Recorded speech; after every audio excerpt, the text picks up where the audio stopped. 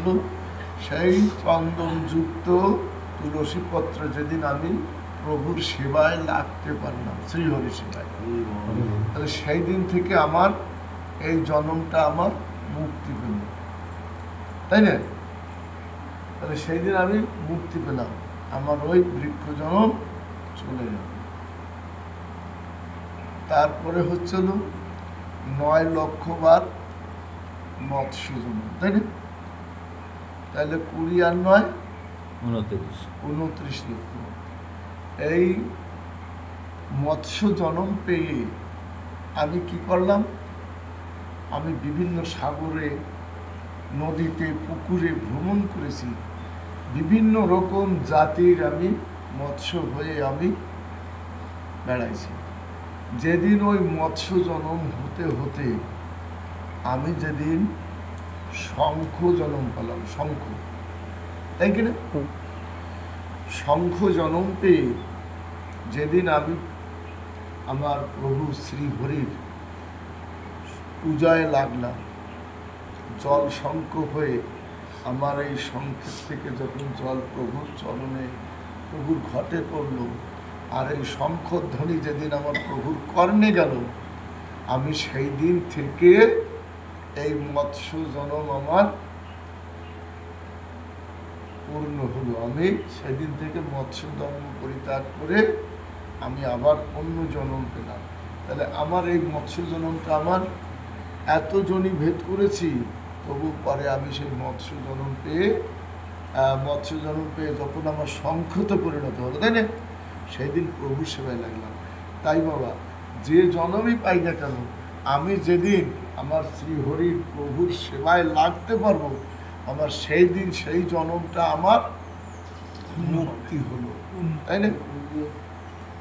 তাহলে হচ্ছে তারপরে হচ্ছে আমার 11 লক্ষ বার জন্ম পেলাম। কি জন্ম পেলাম?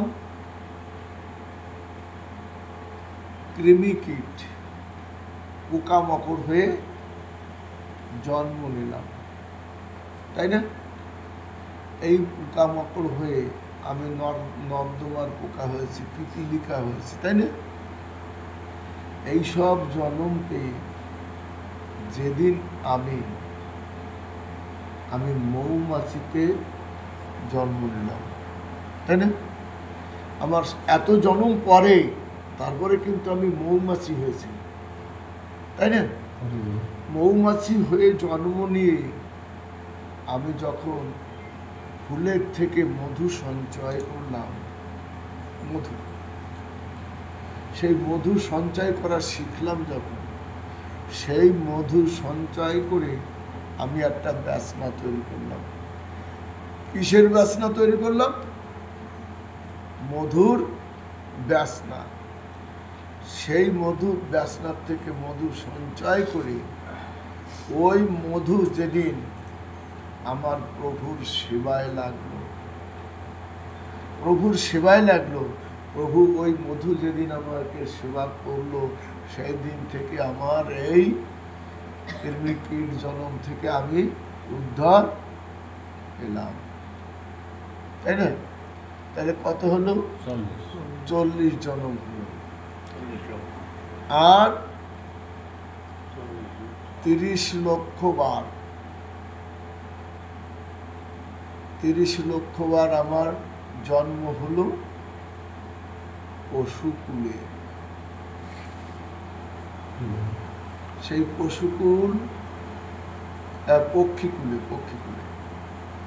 পক্ষীকুলটা যেমন কি হয়েছি, কাক,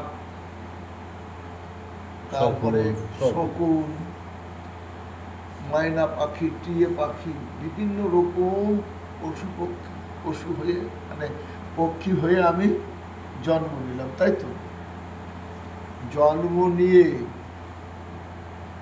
যেদিন আমি আমার সেই প্রাণ গোবিন্দ শ্রীহরির আশীর্বাদে যেদিন আমি ময়ূর হয়ে জন্ম নিলাম, ময়ূর হয়ে জন্ম যেদিন নিলাম বাবা, সেই দিন ওই ময়ূরের পুচ্ছ আমার শ্রীমান প্রাণ গোবিন্দ শ্রীকৃষ্ণের এসে মাথায় পড়ল, এবং ওই ময়ূরের পাখা দিয়ে যেদিন আমার শ্রীহরিকে আমি করলাম, সেই দিন থেকে আমার ওই পক্ষী জনম আমার মুক্তি হয়ে গেল। আমি মুক্তি পেলাম কোথা থেকে? ওই পশু পক্ষী জনম থেকে আমি মুক্তি পেলাম। তাহলে তার আগে আমি কত পাখি হয়ে জন্ম নিয়েছি, তখন কিন্তু মুক্তি পাই নাই। সেই মুক্তি পেয়ে পেয়ে পেয়ে পেয়ে আমি যখন এই পক্ষীকুলে জন্ম নিয়ে যেদিন আমি ময়ূর হয়ে জন্ম নিলাম, সেই দিন আমার এই জন্মটা আমি উদ্ধার পেলাম। পেয়ে আমি পরে কি জন্ম পেলাম? পশু জন্ম পেলাম। তাহলে কত হলো? 70। আর এই পশু জন্ম হচ্ছে 10 লক্ষ বার। এই 10 লক্ষ বার পশু জন্ম আমি শৃগাল, কুকুর, বিভিন্ন রকম বিভিন্ন পশুকে জন্ম নিয়েছি। জন্ম নিয়ে নিয়ে আমি পালন করেছি, কত কষ্ট করেছি। তাই যেদিন আমি এই পশুকুলের থেকে যেদিন আমি গাভী রূপে জন্ম নিলাম, ষাঁড় বলদ নয়, যেদিন আমি গাভী হয়ে জন্ম নিলাম, সেই গাভী হয়ে জন্ম নেওয়ার পরে যেদিন আমার শ্রীহরির কৃপা দৃষ্টি, ওই গাভী দুগ্ধ চয়ন করি, সেই দুগ্ধের থেকে যখন দই হলো, দইকে মন্থন করে মাখন হলো, মাখনকে জ্বালিয়ে ঘিতে পরিণত হলো না, তাই তো? যেদিন সেই ঘি আমার শ্রীহরির প্রসাদ রূপে পেল, সেই দিন থেকে আমার এই পশু জনম মুক্তি হলো। হরিবোল হরিবোল।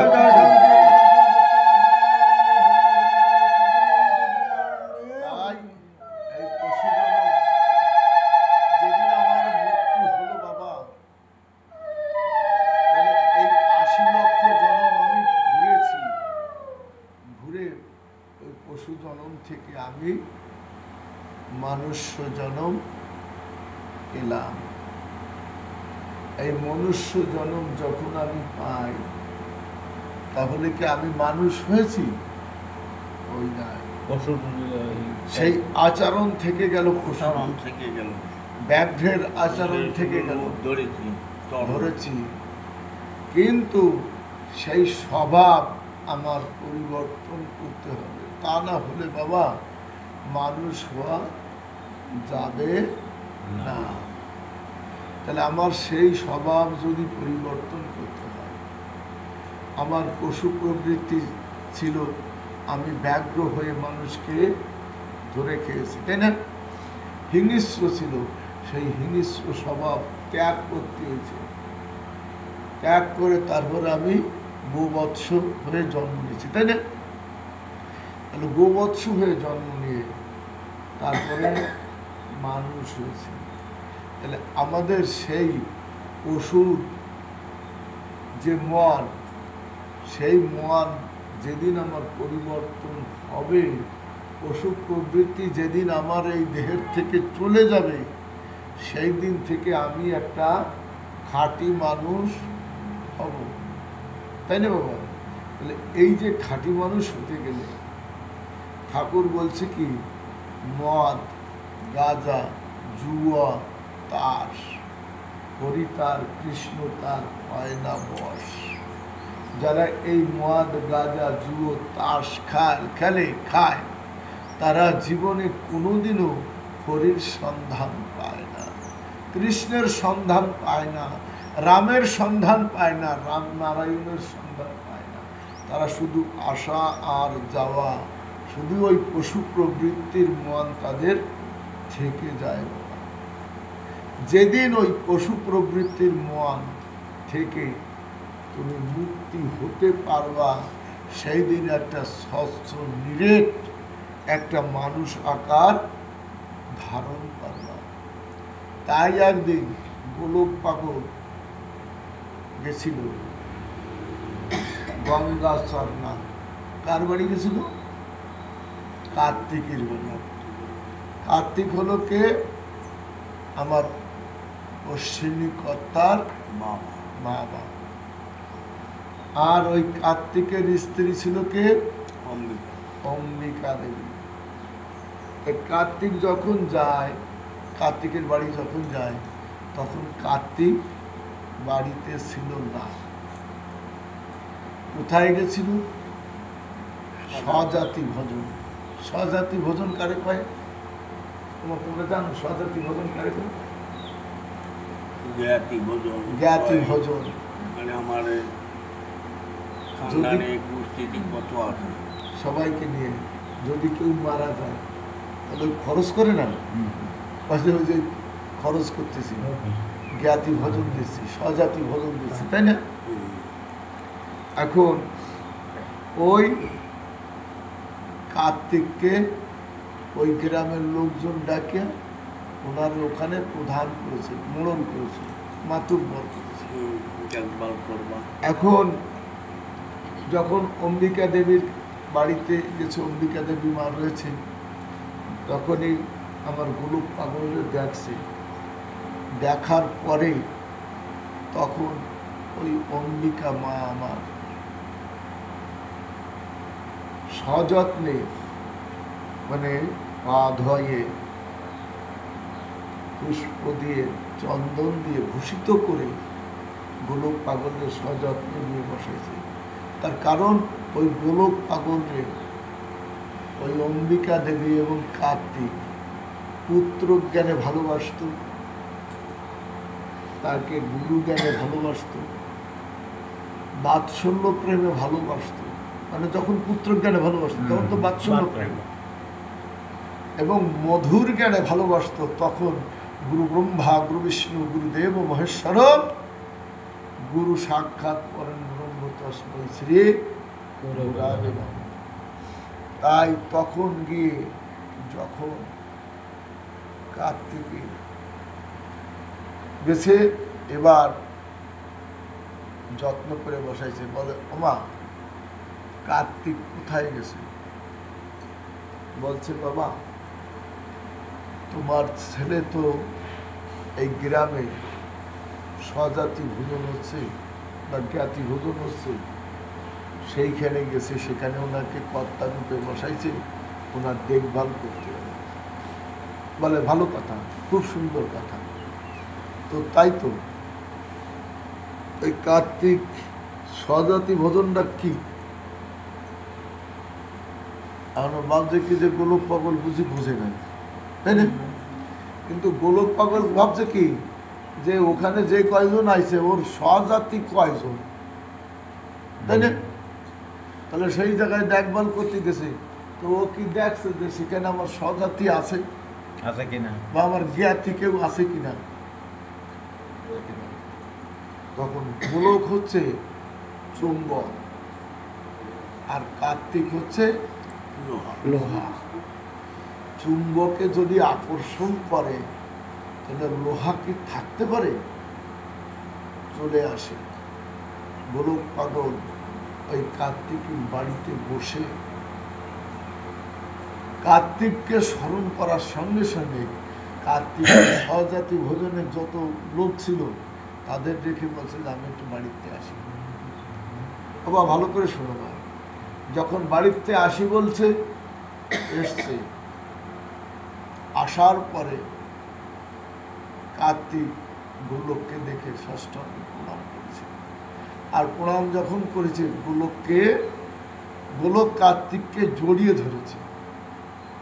জড়িয়ে ধরলে মানে লোহাকে যদি চুম্বকে আকর্ষণ করে তার একটা তীব্র গতি থাকে না, তদ্রূপ সেই গতিতে গোলক জড়িয়ে ধরেছে। গোলক জড়িয়ে যখন ধরেছে তখন কার্তিকের শরীরে বিদ্যুতের মতো একটা শক্তি প্রবেশ করেছে। করার পরে বলছে বাবা কার্তিক তুমি কোথায় গেছিলে? বললো বাবা গ্রামে একটা স্বজাতি ভোজন হচ্ছে, আমি সেই স্বজাতির ভিতরে আমাকে দায়িত্ব দিয়েছি, আমি সেই দায়িত্বটা পালন করছি। তা বলছে ও কার্তিক তুমি যে ওখানে গেছো বাবা, তাহলে ওখানে স্বজাতি কয়জন আছে তুমি দেখেছো? বলে বাবা ওখানে তো 500-600 লোক হবে। তাহলে তো এই 500-600 লোকের ভিতরে তোমার স্বজাতি বা তোমার জ্ঞাতি কয়জন আছে তা কি তুমি দেখেছো? বলে দেখছি তো বাবা, সবাই উপস্থিত হয়েছে, মানুষ আছে। তখন বলল কি ওই কার্তিকের চোখে আমার গোলক পাগল হস্ত যখন ভুলে দিল, জ্ঞান চক্ষু দান করল, তখন ওই কার্তিক ওই জ্ঞান চক্ষু দিয়ে দর্শন করছে। বলে যাও কার্তিক তুমি যাইয়ে ওখানে দেখো যে তোমার স্বজাতি কয়জন আছে, বুঝতেছ? তোমার স্বজাতি কয়জন আছে? তখন কার্তিক ওখানে গেছে, যাইয়ে কি করছে? কার্তিক যখন ওখানে গেছে, কার্তিক যখন যায়, যাওয়ার পরে যে জ্ঞান চক্ষু দান করে দিয়েছে, জ্ঞান চক্ষু দান করে দিয়েছে, এবার ওই জ্ঞান চক্ষু দিয়ে ওই কার্তিক ওখানে দেখছে যে মানুষ কয়জন আছে। দেখছে যে ওখানে মানুষ কেউ নাই, মাত্র 3 জন আছে মানুষ, 3 জন মানুষ আছে। আর সব শিয়াল, সবুজ, চ্যাগা, বগা এইসব দর্শন করছে। কার্তিক ওইখান থেকে চলে এসছে, বলছে বাবা ওখানে মানুষ কয়জন দেখছো? বলে মানুষ দেখেছি 3 জন। তোমার স্বজাতি কয়জন? বলে 3 জন। 3 জন স্বজাতি তোমার ওখানে আছে, আর সব কি? আর সব শিয়াল, সবুজ, চাগা, বগা, মানুষ নাই। মানুষ রূপ ধারণ করেছে বটে, কিন্তু মানুষ হতে পারে নাই। তাই বাবা আমরা মানুষ হয়েছি বটে, কিন্তু আমরা এখনো মানুষ হতে পারি। যেদিন তোমার চোখে স্বভাব নিতে পারিনি, চোখে যেদিন কোনো গুরু কৃপা যদি কারো এই চোখে যদি কারো সেই হস্ত পড়ে, তাহলে তুমি সেই দিন চিনতে পারবো যে আমার মানুষ কয়জন আছে। আমি মানুষ রূপে আকার পেয়েছি, কিন্তু মানুষ হতে পারি নাই, স্বভাব যায়নি। ও তোর স্বভাব দোষে সকল নাশে, স্বভাব দোষ থাকতে পারে, তার সব নষ্ট হয়ে যায়। তাই যেদিন থেকে তোর ওই স্বভাব যাবে, সেই দিন থেকে তোর অভাব যাবে। ওরে স্বভাব না গেলে অভাব গেলে না, তাহলে অভাব না গেলে স্বভাব হবে না। তাহলে আবার সেই মানুষ হতে হবে।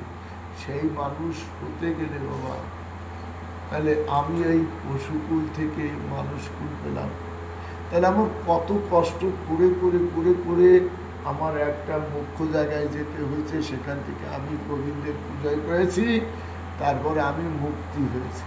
তাহলে এই মানুষ জন্ম পেয়েও যেদিন আমি আমার সেই গোবিন্দের দর্শন হবে, ভক্ত দর্শন হবে, ভক্তের সঙ্গে যেদিন প্রেম আলিঙ্গন করবা, ভক্তের বুকে যখন বুক ঠেকাবা, তখন ওই চুম্বকের মতো গোলক যেমন এটাকে কার্তিককে টেনে নিয়েছিল, সেইভাবে যদি টেনে নেয় বাবা, তাহলে তোমার মুক্তি হবে। তাই ভক্ত দর্শনে যাবা, যেখানে হরিনাম সংকীর্তন হয়, কৃষ্ণ নাম সংকীর্তন হয়, গৌর নাম সংকীর্তন হয়, নারায়ণ নাম সংকীর্তন হয়, রাম নাম সংকীর্তন হয়, সেখানে যাবা, যে ওই ভক্তের চরণ ধুলি মাগবা। আর ভক্তের অঙ্গে অঙ্গ মিলাবা, বলবা হে প্রভু, আমি যখন এই ৮০ লক্ষ জনি ভেদ করে সুন্দর মানব জন্ম পেয়েছি দয়াল, আমি যেন এই ভক্তের পরশে, এই চুম্বকের পরশে যেন আমি তোমার দর্শন পরিবদ্ধ হব। হরি বল। সেই রূপ দর্শন করবা, তাহলে মানুষকে জন্ম দেওয়া যাবে। এই মানুষ হতে গেলে বা আগে ভক্তের সঙ্গে মিল করতে হয়। যেমন হরিকে পেতে গেলে, হরির কাছে যদি কেউ যেত, এই আমার কাছে আছিস কেন, আগে গোলকের কাছে না, গোলকের কাছে দর্শন হয়ে যায়। তার মানে কি, আগে ভক্তের কাছ থেকে তুই আয়, তারপরে তুই আমারে পাবি, তাই না? ভক্ত ভগবান অভেদাত্মা হয়। তাই বাবা, তুমি মনে মনে চিন্তা করবা যে আজকের থেকে আমি মানুষ হব। আমার এই জীবনে যা কিছু আছে আমি সব ত্যাগ করলাম। আজকের থেকে আমি এই প্রবচনটা শুনে আমার যাকেই ভজি, কৃষ্ণ রাম গুণ হরি, আমি যাকেই ভজি, আমি তার সান্নিধ্যে গিয়ে তার চরণ তলে পড়ে থাকবো। আমার এই দেহ যেন তার ওই ব্রজভূমিতে, তার ওই চরণ তরিতে যেন আমি বিলাই দিয়ে তার চরণ যেন আমি বক্ষে রেখে যেতে পারি। তাহলেই মানুষ হওয়া যাবে বাবা। এই মানুষ হতে গেলে যে কত কিছু করতে হয়। মান আর হুশ তারে বলে মানুষ। যার আছে মান আর যার আছে হুশ, সেই হলো মানুষ। যত সময় বাবা তোমার হুশ থাকবে, তাই না? তোমার হুশ থাকলে তুমি সেই হুশের বশীভূত হয়ে তুমি এই সুরা পান করবে না, মদ পান করবে না। যখন তুমি বেহুশ হয়ে যাবে, তাই কিনা, ওই লোকে খাচ্ছে তাই খাচ্ছে, তাই না? তখন তুমি ওই সুরা পান খেয়ে তুমি মাতাল হয়ে যাবে, তখন তুমি মানুষ হবে না, তোমার মান থাকবে না। মান বলতে কি, যে আরে ওই যে কে যাচ্ছে, ও যাচ্ছে, ওর তো কোনো মান নাই, মাতাল মদ খেয়ে পড়ে গেছে, তাদের কাছে তোমার মান দিচ্ছে না, তাই না?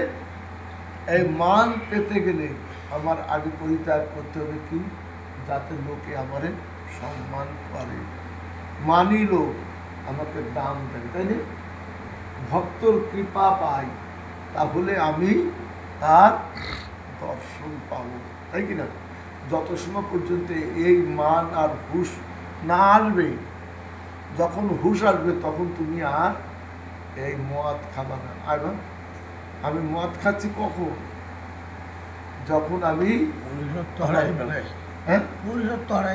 যখন আমার হারিয়ে যায় সব, তখন আমি খাচ্ছি, তাই না?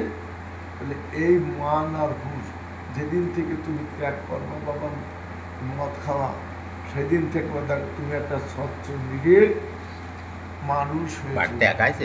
আর সেই মানুষ হলে পরে তোমারে সবাই ভালো করে, সবাই সব কিছু করবে।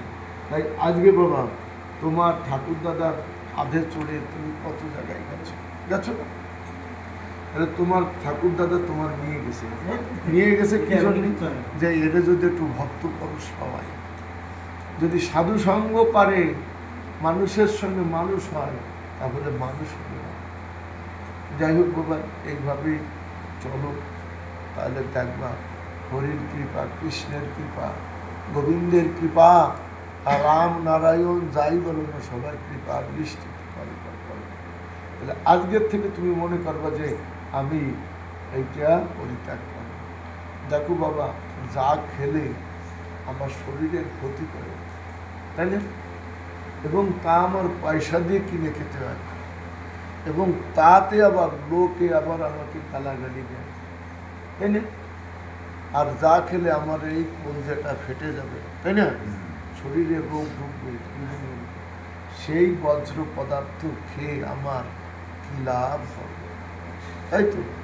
তাহলে আমি ৮০ লক্ষ জনই ভেদ করে এই মানুষ জন্ম পেয়েছি, আর পাতিও পারি নাও পারি।